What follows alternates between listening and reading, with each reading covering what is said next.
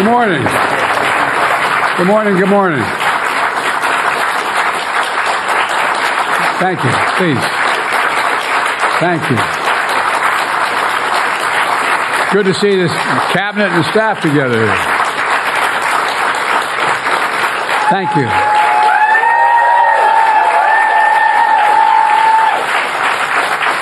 Thank you, thank you, thank you. Please. Thank you, thank you, thank you. It's good to see you all. Particularly good to see my granddaughter sitting in the front row here. Hi, Finn. How are you, honey? For over 200 years, America has carried on the greatest experiment in self-government in the history of the world. And that's not hyperbole. That's a fact. We're the people. The people vote and choose their own leaders, and they do it peacefully. And we're in a democracy. The will of the people always prevails. Yesterday, I spoke with President-elect Trump to congratulate him on his victory. And I assured him that I would direct my entire administration to work with his team to ensure a peaceful and orderly transition. That's what the American people deserve. Yesterday, I also spoke with Vice President Harris. She's been a partner and a public servant. She ran an inspiring campaign, and everyone got to see something that I learned early on to respect so much, her character. She has a backbone like a ramrod. She has great character, true character. She gave her whole heart and effort, and she and her entire team should be proud of the campaign they ran. You know, the struggle for the soul of America, since our very founding, has always been an ongoing debate and still vital today. I know for some people, it's a time for victory, to state the obvious. For others, it's a time of loss. Campaigns are contests of competing visions. The country chooses one or the other. We accept the choice the country made. I've said many times, you can't love your country only when you win. You can't love your neighbor only when you agree. Something I hope we can do, no matter who you voted for, is see each other not as adversaries, but as fellow Americans. Bring down the temperature.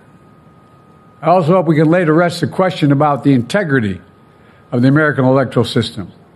It is honest, it is fair, and it is transparent. And it can be trusted, win or lose. I also hope we can restore the respect for all our election workers who busted their necks and took risks at the outset. We should thank them. Thank them for staffing voting sites, counting the votes, and protecting the very integrity of the election. Many of them are volunteers who do it simply out of love for their country. And as they did their duty as citizens, I will do my duty as president. I'll fulfill my oath, and I will honor the Constitution. On January 20th, we'll have a peaceful transfer of power here in America. To all our incredible staff, supporters, cabinet members, all the people who've been hanging out with me for the last 40 years, God love you, as my mother would say. Thank you so much. You put so much into the past 4 years. I know it's a difficult time. You're hurting. I hear you and I see you. But don't forget all that we accomplished. It's been a historic presidency. Not because I'm president, because what we've done, what you've done. A presidency for all Americans. Much of the work we've done is already being felt by the American people, but the vast majority of it will not be felt over the next 10 years. We have legislation we passed that's just only now just really kicking in. We're going to see over $1 trillion worth of infrastructure work done, changing people's lives in rural communities and communities that are in real difficulty because it takes time to get it done. And so much more. It's going to take time, but it's there. The road ahead is clear, assuming we sustain it. There's so much we can get done. and will get done based on the way the legislation was passed. And it's truly historic. You know, we're leaving behind the strongest economy in the world. I know people are still hurting, but things are changing rapidly. Together, we've changed America for the better. Now we have 74 days to finish the term, our term. Let's make every day count. That's the responsibility we have to the American people. Look, folks, you all know it in your lives. Setbacks are unavoidable, but giving up is unforgivable. Setbacks are unavoidable, but giving up is unforgivable. We all get knocked down. But the measure of our character, as my dad would say, is how quickly we get back up. Remember, a defeat does not mean we are defeated. We lost this battle. The America of your dreams is calling for you to get back up.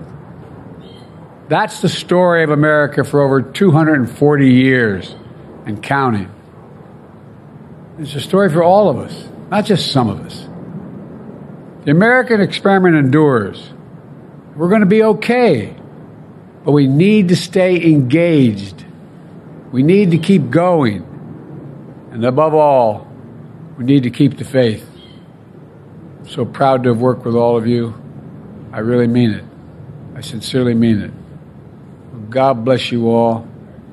God bless America. And may God protect our troops. Thank you, thank you, thank you.